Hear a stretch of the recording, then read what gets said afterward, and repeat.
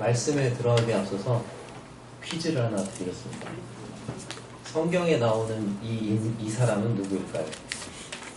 첫 번째 힌트, 신약시대의 인물입니다. 두 번째 힌트, 이방인입니다. 세 번째 힌트, 성경의 이름이 딱 3번 나옵니다. 이것까지 듣고 바로 맞추시면 정말 대단하십니다. 네 번째 힌트, 신약 성경 중 2권의 책을 기록했습니다. 누가요? 네, 5번째 힌트, 직업이 의사였습니다. 누굴까요? 네, 누가 맞습니다. 네, 오늘은 성도님들과 사랑을 받는 의사 누가라는 제목으로 말씀을 교제하도록 하겠습니다. 먼저 누가에 대해서 좀 더 살펴보면, 아까 누가가 유대인이라고 그랬어요? 이방인이라고 그랬어요? 이방인이라고 그랬죠? 누가는 수리아 안디옥 출신으로 알려져 있습니다. 수리아 안디옥에 유명한 교회가 있었죠? 무슨 교회죠? 네, 안디옥 교회가 있으니까. 네. 거기에서 구원을 받았는지 안 받았는지 잘 모르겠어요. 기록이 없으니까. 누가의 원래 발음은 루카스 또는 룩스라고 합니다. 그래서 전기 조명 하시는 분들은 이거 조도를 뭐라고 하죠?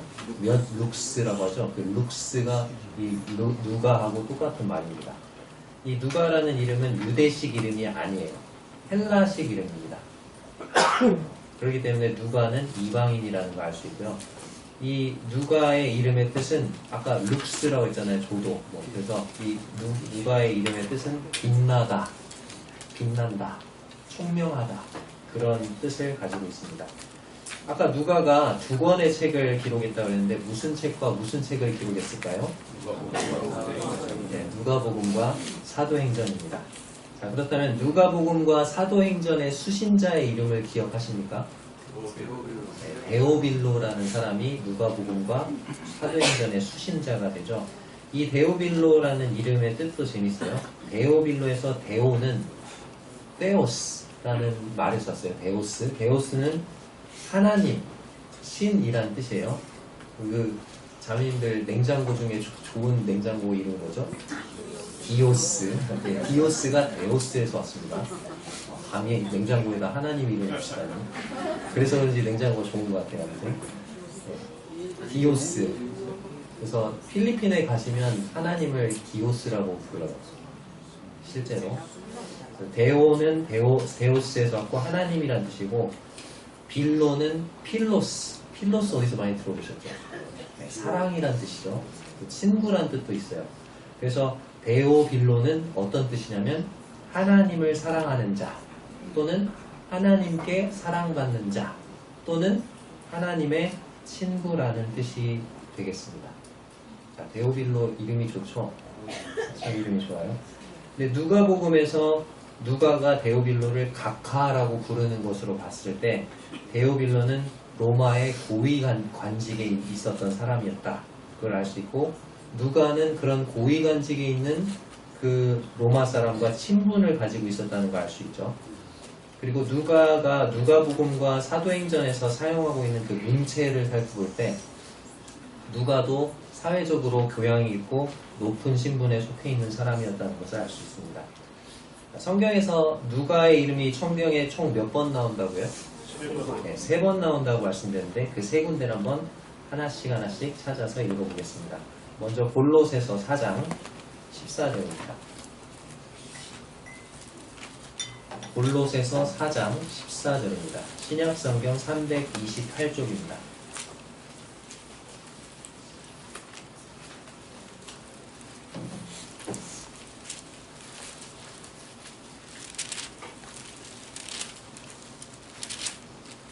골로새서 4장 14절.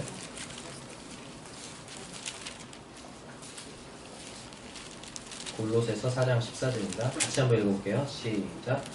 사랑을 받는 의사 누가와 또 데마가 너희에게 문안하느니라. 자, 여기 보니까 누가의 이름 앞에 어떤 수식어가 붙어있죠?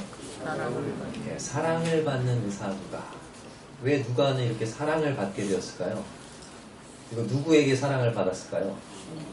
네, 성도들에게 사랑을 받았겠죠. 하나님께도 사랑을 물론 받았을 것이고. 자, 그리고 빌레몬서로 한번 가보겠습니다. 빌레몬서 뒤로 조금 가시면 히브리서 앞에 빌레몬서가 있습니다.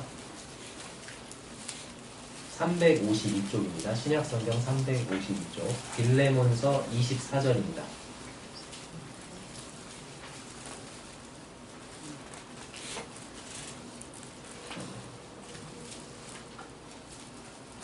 빌레몬서 24절 352쪽입니다. 같이 읽어볼게요. 시작.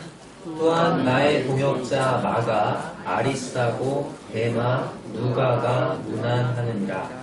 사도 바울이 자신의 동역자들을 소개를 하면서 그 나의 동역자 중에 누가 있다고요?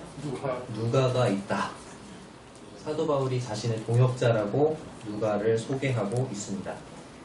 자, 이제 마지막으로 디모데후서를 찾아보겠습니다. 디모데후서. 이제 앞으로 좀 가서 앞으로 몇 장 넘기시면 디모데후서가 있습니다. 디모데후서 4장 10절, 11절, 342쪽입니다. 디모데후서 4장 10절, 11절 같이 읽어볼까요? 시작. 데마는 이 세상을 사랑하여 나를 버리고 데살로니가로 갔고, 그레스게는 갈라디아로, 디도는 달마디아로 갔고, 누가만 나와 함께 있느니라. 내가 올 때에 마가를 데리고 오라. 그가 나의 일에 유익하니라. 자, 여기 보니까 사도 바울이 디모데후서는 죽기 직전에 마지막으로 유언처럼 쓴 책이죠. 그 서신인데, 이 디모데후서에서 모든 사람이 지금 나를 내 곁을 떠나갔다. 근데 지금 누구만 있다고요? 나와 함께? 네, 누가만 나와 함께 있다. 그렇게 얘기를 하고 있습니다. 자, 방금 우리가 살펴본 이 세 구절이 누가라는 이름이 나오는 구절 전부예요. 근데 이 세 구절만 가지고 누가가 어떤 인물인지를 다 알 수는 없겠죠. 한번 누가가 어떤 사람인지를 한번 같이 살펴보면서 누가의 신앙으로부터 교훈을 받는 시간을 가지면 좋겠습니다. 먼저 첫 번째로, 자, 네 가지 교훈을 드릴 텐데요. 먼저 첫 번째로, 누가는 위대한 신앙의 유산을 남긴 사람입니다. 자, 누가는 어떤 사람이라고요? 위대한 신앙의 유산을 남긴 사람이다. 자, 누가가 아까 어떤 책과 어떤 책을 기록했다 그랬죠? 누가복음과 사도행전을 기록했다고 말씀드렸죠. 자, 신약 성경에서 가장 많은 분량의 성경을 기록한 사람이 누굴까요? 사도 바울일 것 같잖아요. 그쵸? 근데 사도 바울일 것 같은데 아닙니다. 물론 책의 권수로 따지면 사도 바울이 13권이나 기록을 했어요. 그래서 사도 바울이 훨씬 더 많은 책들을 기록했습니다. 그러나 절수로 따지면요. 절수로 따지면 누가복음과 사도행전을 합쳐서 2158절. 몇 절이라고요? 2158절이 됩니다. 근데 로마서에서 빌레몬서까지 사도 바울이 썼던 그 서신 전체를 합친 절수는 2032절입니다. 2032절. 그러면 2158절에서 2032절을 빼면 몇 절을 더 쓴 거예요? 126절을 더 쓴 거예요. 누가가. 그렇죠? 그러니까 이 신약성경에서 가장 많은 분량의 성경을 기록한 사람은 누구다? 누가라는 것입니다. 참 놀랍죠? 이방인의 손을 통해서 이렇게 많은 분량의 성경을 기록하게 하신 하나님의 은혜가 놀랍습니다. 누가가 아니었다면 우리는 초대교회의 역사를 제대로 알 수 없었을 거예요. 그리고 누가가 없었다면 사도들이 어떤 일들을 했는지 사도들의 행적을 알 길이 없습니다. 누가는 우리에게 너무나도 소중한 유산을 남겼습니다. 우리 모두가 다 누가에게 빚을 지고 있는 것입니다. 우리도 이 세상에서 이렇게 살다가 언젠가는 이 세상을 떠나야 할 사람들인데 무엇을 남기고 떠날 것인가가 매우 중요합니다. 통장에 많은 돈을 남기고 자식들에게 남기고 떠날 수도 있고, 또 집이나 건물 또는 땅을 남기고 떠날 수도 있습니다. 많은 표창장이나 훈장을 남기고 떠날 수도 있습니다. 그러나 그런 것들은 없어져 버리고 기억되지 않는 것들이죠. 어떤 것들을 남기고 떠나야 할까요? 영원히 남는 것을 남기고 떠나야 할 것입니다. 누가는 이런 점에서 우리에게 본이 됩니다. 나는 이 땅을 떠나갈 때 무엇을 남기고 떠날 것인가? 세상적으로 무엇을 물려주느냐가 중요한 것이 아닙니다. 예수 그리스도에 대한 믿음, 그리고 신앙 안에서 믿음의 올바른 행실과 믿음의 본을, 이런 것들을 물려주고 떠나야 합니다. 우리 모두 우리의 자녀들에게, 그리고 믿음의 다음 세대들에게 위대한 신앙의 유산을 물려주는, 누가와 같이 위대한 신앙의 유산을 물려주는 사람들이 되었으면 좋겠습니다. 자, 두 번째, 누가는 복음에 헌신된 사람이었습니다. 누가는 어떤 사람이었다고요? 복음에 헌신된 사람이었습니다. 사도행전을 찾아보겠습니다. 사도행전 15장 40절입니다.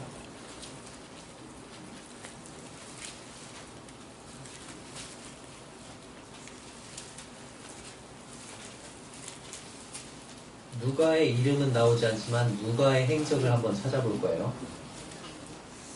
사도행전 15장 40절입니다.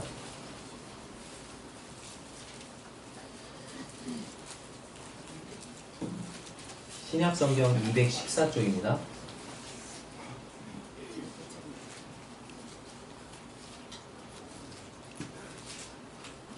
사도행전 15장 40절 같이 읽어볼게요. 시작. 바울은 신라를 택한 후에 형제들에게 주의 은혜에 부탁함을 받고 떠나. 자, 바울과 신라가 떠나죠. 자, 무엇을 떠나냐면 2차 전도 여행을 떠납니다. 자, 2차 전도 여행 처음에 떠날 때 누구와 누구가 떠났다고요? 바울과 신라 두 사람이 떠납니다. 자, 근데 이제 16장에 가면 16장 1절에서 3절에 또 다른 한 사람이 합류합니다. 16장 1절에서 3절 제가 읽어볼게요. 바울이 더베와 루스드라에도 이름에 거기 누가 있어요? 네, 디모데라 하는 제자가 있으니 그 어머니는 믿는 유대 여자요 아버지는 헬라인이라. 디모데는 루스드라와 이고니온에 있는 형제들에게 칭찬받는 자니 바울이 그를 데리고 어떻게 하고 싶어요? 네, 떠나고자 할세. 바울이 누구를 데리고 가고 싶다? 디모데. 그래서 바울과 신라 이 두 사람으로부터 시작을 했는데 이제 누가 합류하게 됐어요? 디모데가 합류하게 됐습니다. 그래서 이제 전도팀이 바울, 신라, 그 다음 누구요? 디모데가 됐습니다. 자, 6절을 볼게요. 16장 6절. 성령이 아시아에서 말씀을 전하지 못하게 하시거늘 그들이 부르기아와 갈라디아 땅으로 다니라. 자, 여기 나오는 이 그들은 누굴까요? 바울, 신라, 디모데가 되겠죠. 자, 그리고 8절에 보면 이 그들이 무시아를 지나 어디로 갔어요? 드로아라는 곳으로 갑니다. 자, 근데 이 드로아에서 갑자기 그들이 이렇게 하다가 10절에 보면 바울이 그 환상을 보았을 때, 자, 마게도냐인의 환상을 봐요. 마게도냐라고 와서 도와달라. 그 환상을 봤을 때, 자, 그들이에요? 우리가예요? 우리가라고 바뀌었죠. 그들이라고 얘기를 했었는데 우리가로 바뀌었단 말이에요. 자, 우리가라고 바뀌었다는 얘기는 이 사도행전을 기록하고 있는 누구? 이 누가가 이때 어떻게 됐다? 합류했다는 것입니다. 이때부터 누가가 함께한 거예요. 그러니까 처음에 바울과 신라가 시작을 했죠. 출발했죠. 그 다음에 누가 합류해요? 그 다음 디모데가 합류했고 여기 16장 10절에서는 누가 합류해요? 누가가 합류를 한 것입니다. 드로아에 갔을 때 바울 선교팀, 즉 바울과 신라와 디모데가 복음을 전했겠죠. 아마도 누가가 이때 구원을 받은 것으로 보입니다.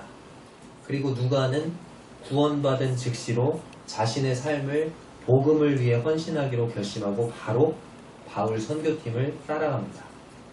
여기 지금 우리가라는 이 작은, 이 짧은 말 속에 얼마나 엄청난 헌신이 생략되어 있는지 우리는 다 알 수가 없습니다. 선교를 따라 나선다. 선교를 따라 나선다. 이게 쉬운 일인가요? 갑자기 어느 날 이 남원에 선교사님이 오셨어요. 막 그러면서 선교의 필요성을 막 얘기를 했어요. 제가 따라 나서겠습니다. 그렇게 따라 나서려면 어떻게 해야 되죠? 다 포기하고 다 내려놓고 가야 되는 거거든요. 누가는 사도행전과 누가복음을 기록한 그 누가의 성격을 보면 정말 꼼꼼하고 성실하거든요. 이 성실하고 꼼꼼한 누가의 성격상 드로아에서 운영하고 있었던 병원이 엄청 잘 돼서 돈을 잘 벌고 있었을지도 모르겠습니다. 그런데 그런 병원을 문을 닫는 거죠. 문을 잠깐 닫는 게 아니고 어떻게 하는 거예요? 병원을 처분하고 또 가족과 이웃들과 친구들을 떠나는 결정입니다. 쉬운 결정이 아니었겠죠. 당시에 배를 타고 엄청난 거리를 여행해야 하는 선교 여행입니다. 언제 다시 돌아올지 기약이 없는 여행이에요. 안전이 보장되지 않은 여행입니다. 그러나 복음을 통해서 이방인에게까지 부어주신 하나님의 은혜의 가치를 알기에 이 선교 여행에 동참하기로 한 것입니다. 그래서 선교팀이 이제 몇 명이 돼요? 바울, 실라, 디모데, 그 다음 누가 감료해서 이 선교팀이 몇 명이 됐어요? 4명이 됐습니다. 그전에는 그냥 선교팀이었는데 이제는 의료 선교팀이 됐습니다. 그렇죠? 의사인 누가가 합류함으로써. 자, 그래서 16장 11절을 보겠습니다. 16장 11절에 보니까 계속해서 주어가 뭐로 돼 있어요? 우리가로 돼 있죠. 우리가. 그래서 누가가 포함되어 있다는 걸 알 수 있고, 우리가 드로아에서 배로 떠나 사모드라게로 직행하여 이튿날 네아폴리로 가고, 거기서 어디에 가요? 빌립보에 갑니다. 이제 아시아 땅에서 유럽 땅으로 건너가는 거죠. 누가가 이 유럽에까지 함께 건너간 겁니다. 자, 이제 이 빌립보에서 14절에 보면은 두아디라시에 있는 자세곡감 장사로서 하나님을 섬기는 어떤 여자가 있어요?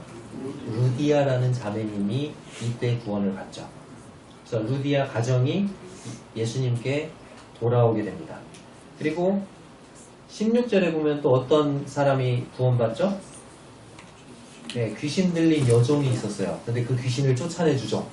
아마도 이 여종도 귀신을 쫓아낸 다음에 어떻게 했을 것 같아요? 아마도 예수님을 영접하고 이 빌립보 교회 성도로 영접이 됐겠죠.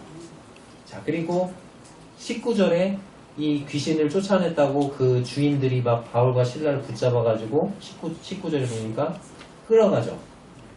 그래서 옥에 갇힙니다. 바울과 실라가 옥에 갇혀요. 자, 19절에 보니까 누구와 누구를 붙잡았어요?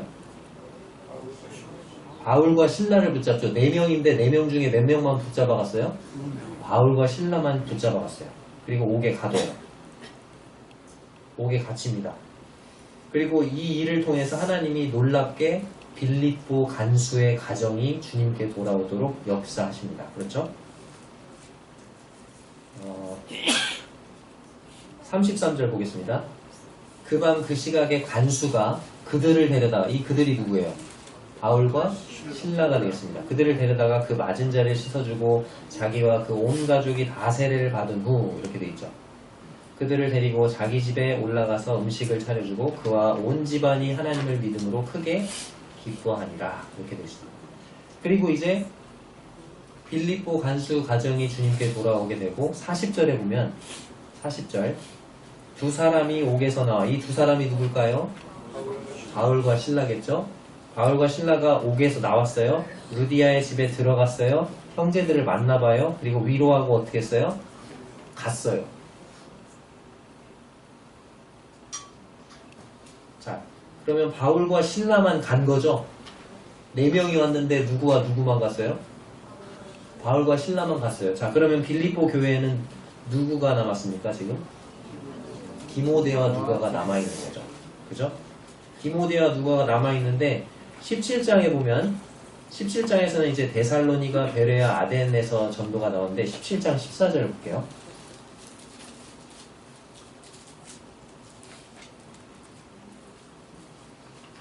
자, 먼저 10절에 보면은 밤에 형제들이 곧 바울과 실라를 베레아로 보내니, 그래서 베레아로 갑니다. 여기서 13절 데살로니가에 있는 유대인들은 바울이 하나님의 말씀을 베레아에서도 전하는 줄 알고 거기도 가서 무리를 움직여 소동하게 하거늘 형제들이 곧 바울을 내보내어 바다까지 가게 하되 실라와 디모데는 아직 거기 머물더라. 자, 여기 디모데가 나와 있죠? 자, 거기 머문다고 했는데 이 거기가 베레아예요. 그러니까 디모데는 빌립보에 누가와 함께 남아있다가 지금 어디 와 있어요? 베레아에 따라온 거예요. 자, 그러면 빌립보 교회는 지금 이제 누가 혼자 남아 있어요? 네, 누가가 혼자 남아 있는 거예요. 계속. 누가가 혼자 끝까지 남아가지고 이제 막 시작한 이 빌립보 교회 성도들을 돌보면서 빌립보 지역에서 계속 복음을 전한 것입니다. 누가가 믿을만 하니까 이 일을 맡겼겠죠. 네, 사도 바울이 헤어질 때 그랬겠죠. 누가 형제님 정말 미안합니다. 복음을 전해줘야 될 사람들이 너무나도 많습니다. 형제님이 이 빌립보 교회에 남아서 이제 갓 구원받은 성도들을 돌봐주십시오. 그리고 제가 돌아올 때까지 빌립보 지역에서 계속 복음을 전해주세요. 누가가 뭐라고 대답했을까요? 네, 형제님 걱정 마십시오. 제가 빌립보에 남아서 성도들을 섬기며 돌보고 있겠습니다. 형제님이 다시 돌아오실 때까지 복음을 이 지역에 전하고 있겠습니다. 자, 그러면 이 누가가 빌립보 성도들을 양육하는 또 복음을 전하는 일들을 잘 감당했을까요? 못했을까요? 잘했겠죠. 잘했다는 것을 우리는 알 수 있습니다. 잠깐 고린도 후서를 찾아볼까요? 고린도 후서 8장입니다.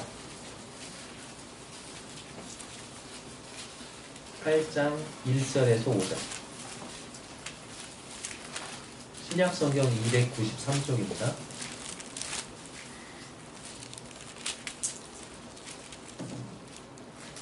(293쪽) 고린도후서 8장 1절에서 5절. 고린도후서 8장 1절에서 5절을 교독하겠습니다. 제가 1절 읽고 여러분이 2절 읽고 5절까지 읽습니다. 제가 먼저 읽습니다. 형제들아, 하나님께서 마게도냐 교회들에게 주신 은혜를 우리가 너희에게 알리노니 나의 많은 시련 가운데서 그들의 넘치는 기쁨과 극심한 환난이 그들의 풍성한 영광을 넘치도록 하게 하였다.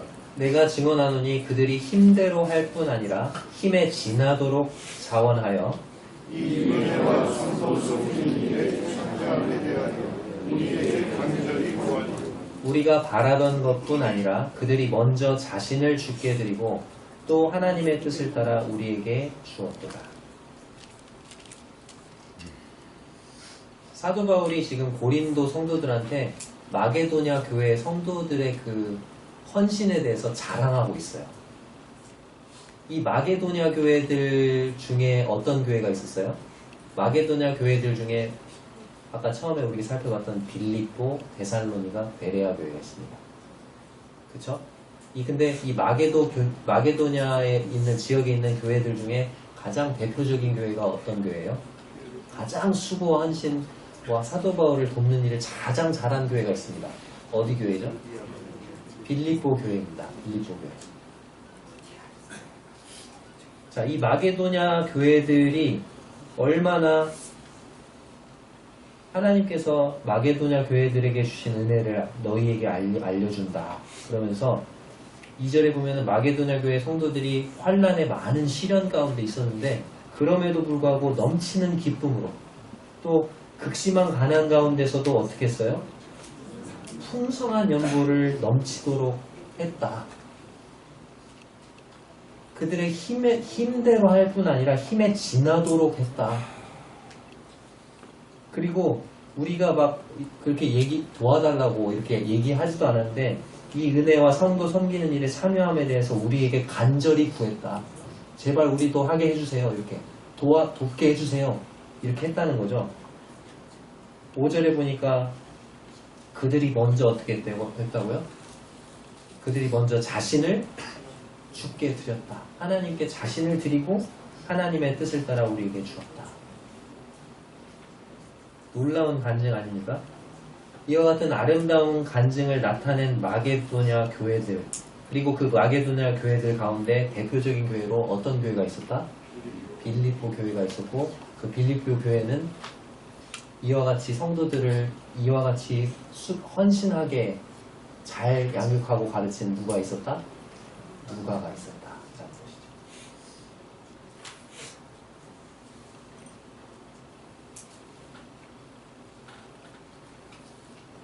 세 번째, 이제 누가에 대해서 우리가 교훈받을 점은, 세 번째는 누가는 이름 없이 빚도 없이 일하는 겸손한 사람이었다는 것입니다. 자, 누가는 어떤 사람이었다고요? 이름 없이 빚도 없이 일하는 겸손한 사람이었다. 성도님들, 우리 남원 서문교회의 역사를 기록해야 하는 일이 있다. 몇 년도에 교회가 시작됐고 누가 어떻게 구원을 받고 어떤 집회들을 했었고 막 이렇게 우리 교회 역사를 기록을 해야 한다. 근데 그 일을 내가 해야 한다. 내가 해야 한다고 한번 생각해 보세요. 자, 그러면 남원 서문교회 역사를 기록하는 나는 내 이름을 몇 번이나 쓸 것 같아요? 몇 번 쓰고 싶으세요? 한 100번? 내가 우리 교회 역사책을 쓴다. 내가 우리 교회 역사를 쓴다. 그럼 나 같으면은 몇 번이나 내 이름을 넣고 싶으세요? 최대한 내 이름을 많이 쓰고 싶은 욕심이 생기지 않겠습니까? 내 이름을 드러내고 싶고 칭찬받고 싶은 것이 우리의 본성입니다. 그렇죠? 그런데 우리 지난주 수양회 때 배웠죠. 교회는 무엇과 다르다고요? 교회는 세상과 다릅니다. 세상은 자신의 이름을 드러내고 자신이 영광을 받고 싶어합니다. 그러나 교회는 주님의 이름을 드러내고 주님께만 영광을 돌립니다. 그래서 그런지 누가는요, 아까 두 권의 책을 기록했다 했죠. 무슨 책과 무슨 책? 누가복음과 사도행전. 이게 역사책이거든요. 누가복음과 사도행전에서 자기 자신의 이름을 한 번이라도 기록했을까 안 했을까요? 안 했어요. 한 번도 기록하지 않습니다. 자기 이름을. 나 드러내지 않아요. 아까 우리가 이름 찾아본 세 가지 다 바울 서신에 들어있는 겁니다. 바울이 쓴 편지에서 기록하고 있는 거예요. 자기 이름을 절대로 한 번도 기록하지 않습니다. 누가는 자신이 기록한 누가복음과 사도행전에서 자신의 이름을 한 번도 밝히지 않습니다. 그리고 본인이 행했던 사역들에 대해서도 침묵합니다. 그래서 우리가 사도행전을 한번 그냥 쓱 읽고 지나가면 누가가 무슨 일을 했는지를 알 수가 없어요. 누가는 자신을 드러내지 않는 겸손한 사람이었고 주님이 알아주시면 좋겠지, 이렇게 여기는 사람이었던 것 같습니다. 사도행전으로 다시 가서요. 그래서 쓱 읽고 지나가면 안 돼요. 자세히 봐야 됩니다. 사도행전 20장을 찾아서 살펴보겠습니다. 사도행전 20장.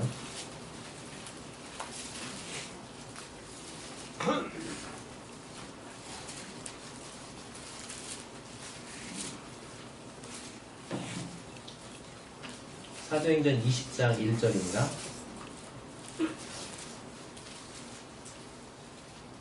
신약성경 222쪽입니다. 사도행전 20장 1절. 제가 읽습니다. 소요가 그침에, 자, 여기 있는 이 소요는 소동, 소란, 폭동이 되겠습니다. 자, 19장에서 에베소에서 소동이 일어나요.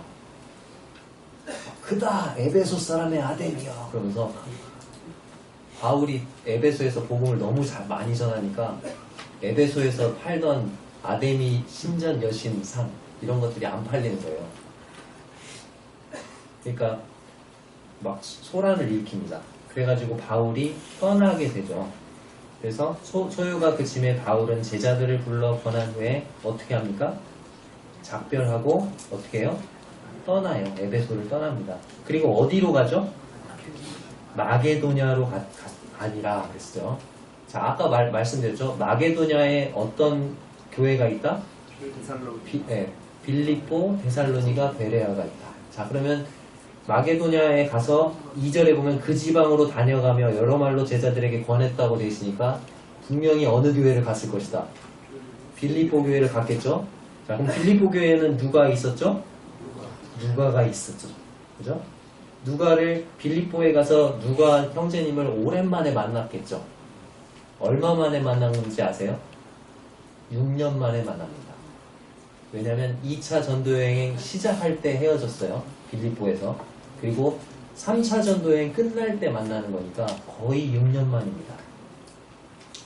6년 만에 이제 누가 형제님을 만난 거예요. 그동안 빌립보 교회 성도들을 돌아보면서 누가 형제님이 빌립보 지역에서 복음을 전해온 거죠. 6년 만에 만나니까 얼마나 반가웠겠어요. 그죠? 너무 오랜만에 만나서 감격스러워서 바울 형제님과 누가 형제님이 만날 때 감격의 포옹을 했을 것 같습니다. 2절에 보면 그 지방으로 다녀가며 여러 말로 제자들에게 권하고, 그리고 헬라에 이르러 이렇게 했는데, 헬라는 고린도가 있는 아가야 지역이 됩니다. 자, 여기 그 지방으로 다녀갔다 이렇게 돼 있는데, 이 짧은 한 줄이 실제로는 1년이 넘는 기간이었어요. 자, 1년이 넘게 이 마게도냐 지역에 있다가 고린도가 있는 아가야 지역으로 간 것입니다. 자, 그럼 이 1년 넘는 기간 동안 사도 바울은 뭐 했을까요? 빌립보 교회에서 그냥 쉬었을까요? 아니요. 그 지방으로 다녀가며 여러 말로 제자들에게 권하고, 그러니까 이미 세워져 있는 마게도냐 지역 교회들, 즉 빌립보, 데살로니가, 베레아 이런 교회들을 순회하면서 위로와 격려의 말씀을 전했겠죠. 그리고 마게도냐 지역에서 살짝 북서쪽에 어느 지역이 있냐면 일루리곤이라는 지역이 있습니다. 일루리곤. 그리고 그 일루리곤 지역에서도 사도 바울은 복음을 전했을 것입니다. 그래서 로마서 15장 19절에 보면 그리하여 내가 예루살렘으로부터 두루 행하여 일루리곤까지 그리스도의 복음을 편만하게 전하였노라 이렇게 얘기를 합니다. 그러니까 로마서를 쓰기 직전까지 사도 바울이 예루살렘에서부터 시작해서 가장 멀리까지 복음을 전한 곳이 어디까지였어요? 일루리곤까지였던 거죠. 일루리곤은 현재 알바니아와 유고슬라비아 지역인데요. 달마디아라고도 불려요. 그래서 아까 우리가 살펴봤던 디모데 후서 4장에서 디도는 달마디아로 갔고, 그게 바로 여기 그 일루리곤, 이 마게도냐 북쪽에 있는 그 지역이 됩니다. 자, 그러면 이 일루리곤 지역에서 선교 활동을 하는 동안에 사도 바울을 힘껏 도왔을 교회는 어떤 교회였을까요? 마게도냐 지역 바로 옆에 있는 이 인접한 지역인 일루리곤의 복음을 전할 때 마게도냐 지역 교회들이 도왔겠죠. 그럼 그 마게도냐 지역 교회들 중에서 대표적으로 사도 바울을 힘써 도왔던 교회가 어떤 교회다? 빌립보 교회고, 그 빌립보 교회는 누가 있다? 누가 형제님이 있었다는 거죠. 근데 그런 사역을 이렇게 내가 도왔다, 역사책에 자기가 쓰면 내가 이런 것도 했어 자랑하고 싶지 않겠어요? 근데 자기 이름은 하나도 안 써요. 바울이 얘기해야 알아요. 우리 형제자매 중에서도 그런 분들 계시잖아요. 조용히 섬겨요. 나중에 알고 보면 그분이 했대. 본인이 말을 해서가 아니고 다른 성도님이 얘기해가지고, 아, 그랬었어요? 그때서 알게 된 거죠. 누가가 바로 그런 분이었어요.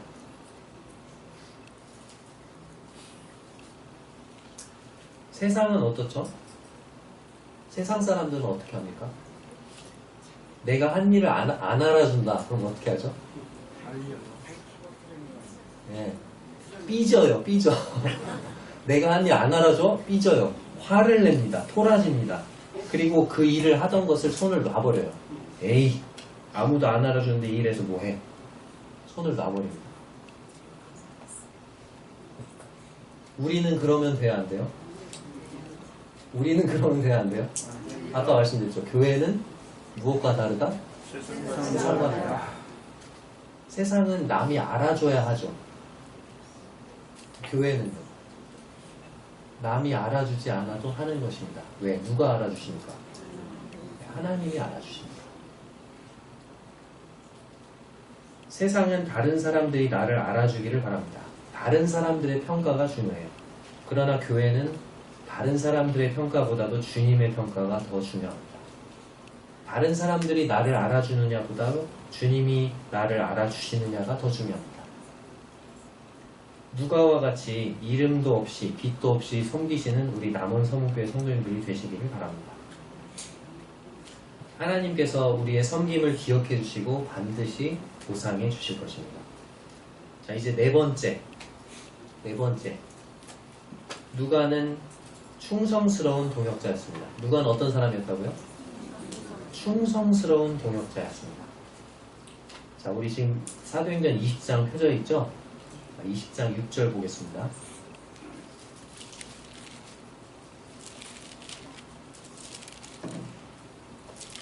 (20장 6절) 보면 주어가 뭐로 돼 있어요? 우리는 이라고 돼 있죠. 자, 그러면 사도 바울이 가는 길에 지금 누구가 함께 하고 있어요? 네, 누가 형제님이 같이 가고 있는 거예요. 자, 우리는 무교절 후에 빌립보에서 배로 떠나, 빌립보에 있었잖아요. 빌립보에서 배로 떠나 어디로 가요? 닷새만에 드로아에 있는 그들에게 가서 이레를 머무니라, 이렇게 돼 있죠.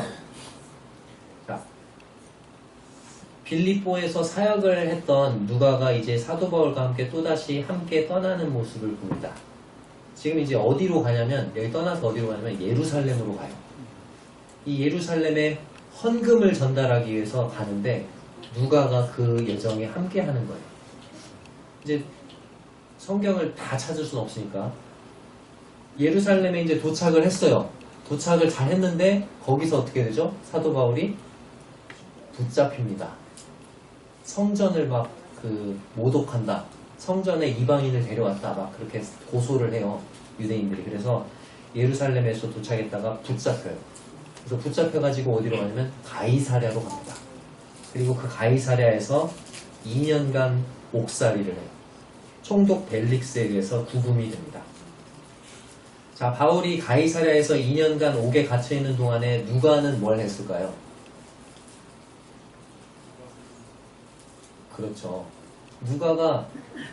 누가는 계속해서 바울의 곁을 지켰습니다. 물론. 근데 때로는 누가는 수리아 안디옥 출신이고 두로아에서 살았죠. 그러니까 이스라엘 땅에 와본 적이 있어요, 없어요? 그 전에? 없어요. 근데 누가복음과 사도행전을 기록을 했잖아요. 누가복음을 기록하기 위해서 누가가 뭘 했을까요? 누가복음 첫 1장 1절에서 4절까지 서문을 보면 우리 중에 일어난 사실에 대해서 그 사실 내력을 진술하고 붓을 든 사람이 많은데 그 근원을 처음부터 자세히 미루어 살펴본 나도 붓을 들었다. 그리고 그것이 정말 사실인지 조사해봤다. 그렇게 얘기를 하거든요. 자, 그럼 그 조사하는 일을 언제 했을까요? 바로 이때 한 것입니다. 가이사랴에 2년간 사도 바울이 옥살이 할 때 사도 바울 곁을 지키면서 이스라엘 땅을 두루 다 다녀본 거예요. 그리고 증인들을 만나서 다 물어본 거예요. 아마도 예수님의 모친 마리아도 그때 만났겠죠. 그때 예수님 잉태하셨을 때 어떻습니까? 누가복음 이런 데 보면은 마리아는 그 말을 마음에 두니라. 예수님이 성전에서 하루는 12살 때 집에 이제 따라온 줄 알고 갔는데 잃어버리죠. 예수님을 찾으러 막 가요. 예루살렘 다시. 율법 학자들하고 얘기를 하는데 아이야, 우리가 근심했다. 왜 네가 여기 있느냐. 예수님이 뭐라 하냐면 제가 제 아버지 집에 있어야 될 줄 알지 못하셨습니까? 근데 같이 가죠. 근데 마리아는 그 말을 마음에 두니라. 그렇게 되어 있어요. 마리아가 그것을 마음에 새겼다는 거 어떻게 알았을까요? 마리아의 얘기를 들어봐야죠. 네, 그때 그 모든 것들을 기록하고 청취하고 그렇게 자료를 수집했겠죠. 그래서 기록된 게 뭐다? 누가복음이다.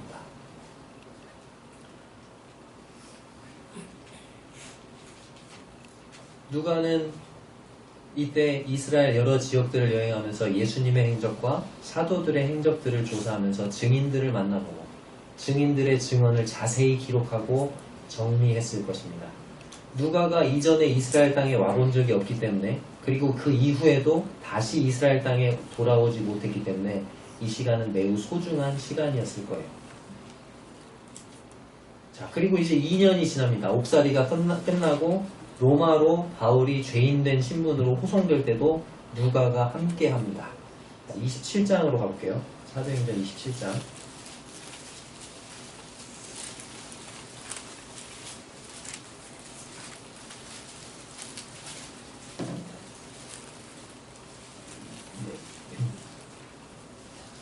신약성경 234쪽입니다. 사도행전 27장 1절.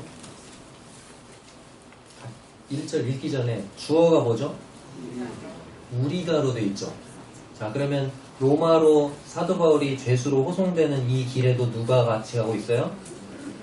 누가가 같이 가고 있는 거예요. 누가 형제님이 같이 따라가고 있는 거예요. 자, 1절 같이 읽겠습니다. 시작.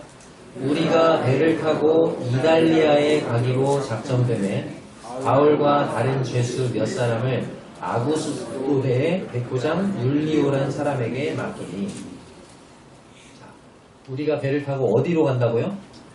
이달리아라고 되는데 이게 어딜까요? 이탈리아가 되겠죠. 이탈리아 로마가 됩니다.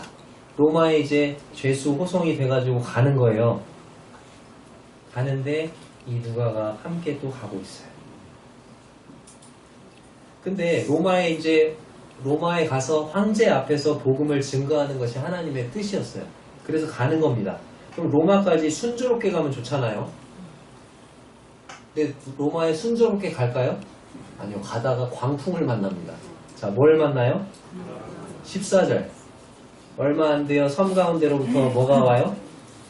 유라굴로라는 광풍이 크게 일어나니 광풍을 만나요. 당시 배가 나무로 만든 배잖아요.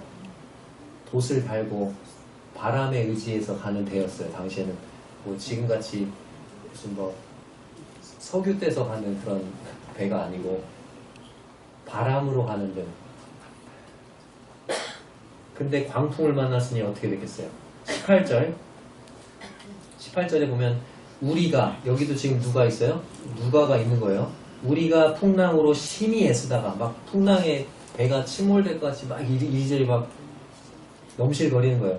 애쓰다가 어떻게 했어요? 이튿날, 그러니까 풍랑을 만난 지 이튿날이겠죠. 2일째 되는 날 사공들이 어떻게 했어요? 짐을 바다에 풀어버리고. 자, 19절에는 며칠째요? 사흘째 되는 날에는 어떻게 했어요? 배기구. 배기구라는 건 뭐냐면 아까 18절에선 짐을 버렸다. 그러니까 배에 수화물 있죠. 화물을 다 버렸어. 근데 19절에는 배기구. 배 운행에 필요한 기구들을 버렸어. 뭐 배 여러 항해에 필요한 보조 기구들을 버렸다는 거죠. 그리고 27절에 보면 27절. 자, 며칠째 되는 날이요? 14일째, 14일째 되는 날 밤에 이렇게 돼 있죠. 그때 끝에 보면 어느 육지에 가까워지는 줄을 짐작하고 이렇게 돼 있죠. 자, 지금 바다에서 풍랑을 막 나가지고 죽게 될 판인데 누가가 지금 무슨 일을 하고 있어요? 계속 뭐 기록하고 있어요? 항해 일지를 기록하고 있어요. 지금 풍랑 만나가지고 죽을 판이고 막 제정신이 아니면. 자, 성도님들 배 타고 가다가 풍랑을 만났어요. 뭐 기록하시겠어요? 자, 며칠째 우리가 뭘 버렸다. 며칠째. 자, 보통 사람 같으면 우리가 언제 배의 기구를 버렸었지? 그게 이틀째였나 3일째였나? 이렇게 물으면 누가가 어떻게 할까요? 그 옆에서 딱 듣고 있다가 자기 일지를 보더니 그거 3일째였어요. 이틀째 아니에요. 이틀째는 짐을 버렸어. 보통 죽게 될 사람이면 다 필요 없다고 다 내던지고 포기해버리는데 누가는 침착하게 그리고 꾸준히 뭘 하고 있어요? 노트를 정리하고 있습니다. 그리고 이제 풍랑 때문에 나중에 육지에 가까웠을 때 배가 깨져서 부서지죠. 헤엄쳐 나왔어요. 근데 헤엄쳐 나오면서도 자신이 기록했던 그 기록들 어떻게 했을까요? 품에 안고 아니면 막 꽁꽁 어떻게 싸매어가지고 자기 몸에 묶어서 나와가지고 물에 나와가지고 그걸 또 잘 말렸겠죠. 그리고 로마에 그렇게 도착해서 2년간 사도 바울은 1차 투옥이 됩니다. 이때 사도 바울의 나이는 61세 또는 62세 정도 됩니다. 이때 1차 투옥은 가택연금이었어요. 그러니까 집에서 못 나가는 거죠. 이때에도 누가는 사도 바울 옆을 지킵니다. 어떻게 사도 바울 곁을 지키고 있는지 알 수 있냐고요? 그때 쓰여진 편지들을 보면 알 수 있습니다. 그때 사도 바울이 1차 투옥 기간 동안에 썼던 그 서신서들이 4권인데 이 4권을 옥중서신이라고 부릅니다.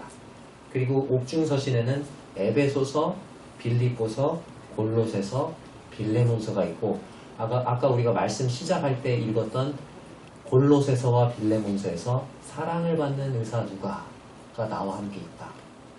나의 동역자 누가가 나와 함께 있다. 그렇게 이야기하고 있죠.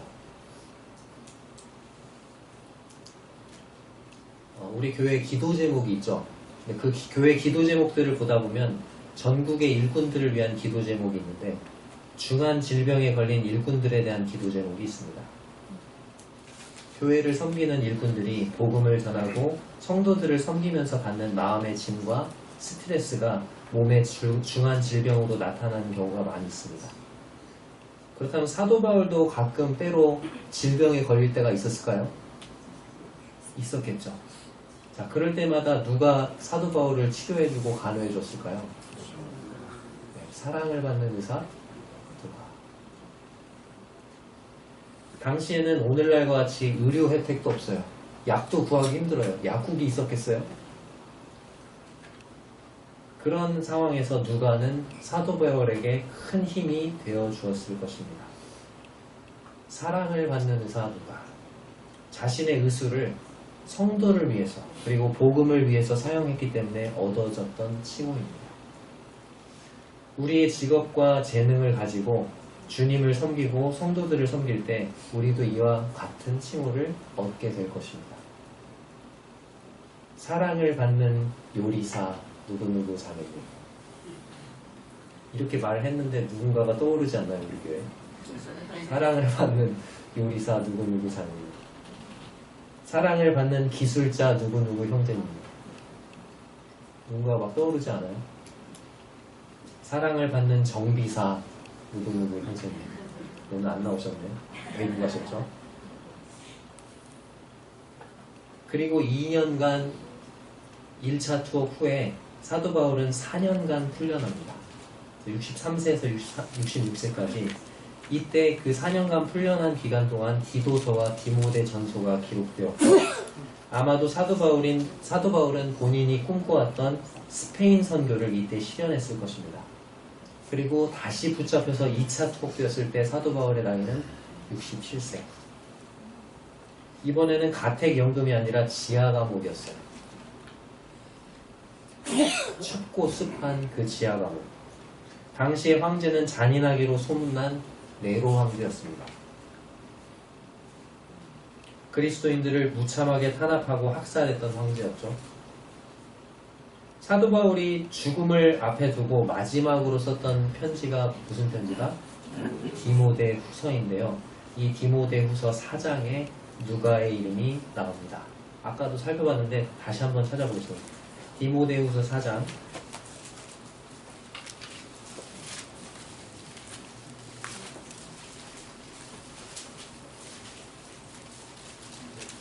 디모데 후서 4장 10절 11절입니다.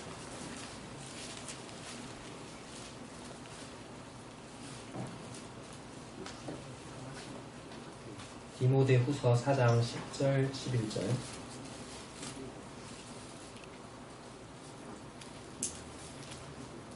같이 읽어볼게요. 신약성경 346쪽입니다. 디모데 후서 4장 10절 11절 같이 읽겠습니다. 시작.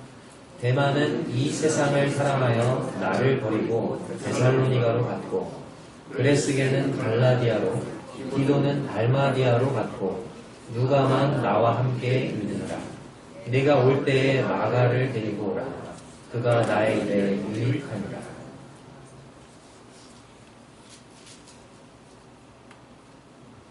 여기에 데마라는 인물이 나옵니다.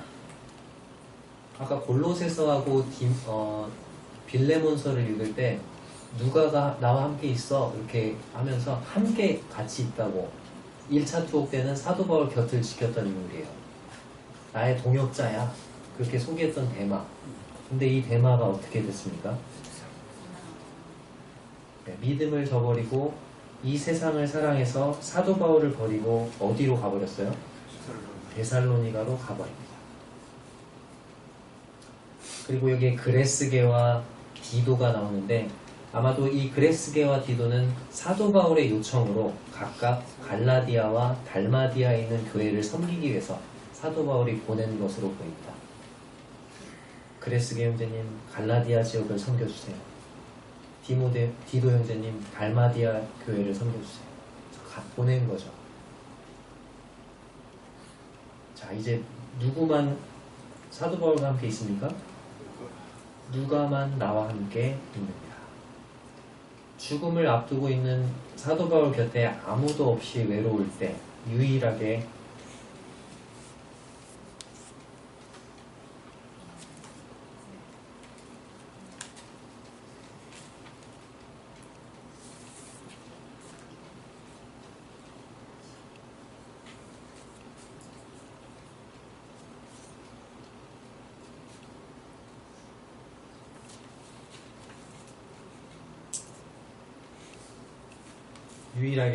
사도 바울의 곁을 지키고 있었던 한 사람이 있었습니다. 그게 누구죠? 누가입니다.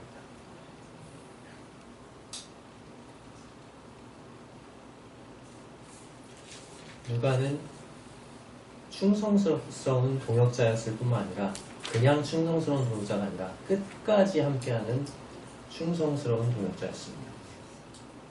전승에 따르면 누가는 바울이 순교할 때까지 그의 곁을 지켰고, 바울이 순교한 이후에도 약 20년 동안 헬라 지역에서 복음을 증거하다가 84세에 순교했다고 합니다.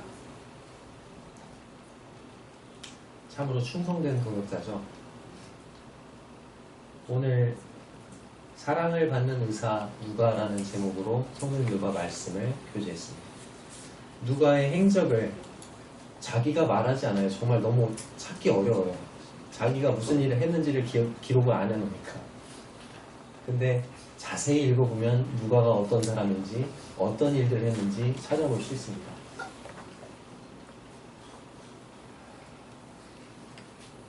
이 누가의 행적을 살펴보면서 참으로 많은 도전을 그리고 교훈을 받게 되는 것 같습니다. 4가지를 기억하시면 좋겠습니다. 오늘 4가지 말씀드렸죠. 첫 번째, 누가는 어떤 사람이다? 위대한 신앙의 유산을 남긴 사람. 우리도 누가와 마찬가지로 우리의 다음 세대 자녀들에게 위대한 신앙의 유산을 남겨주는 우리들이 되었으면 좋겠습니다.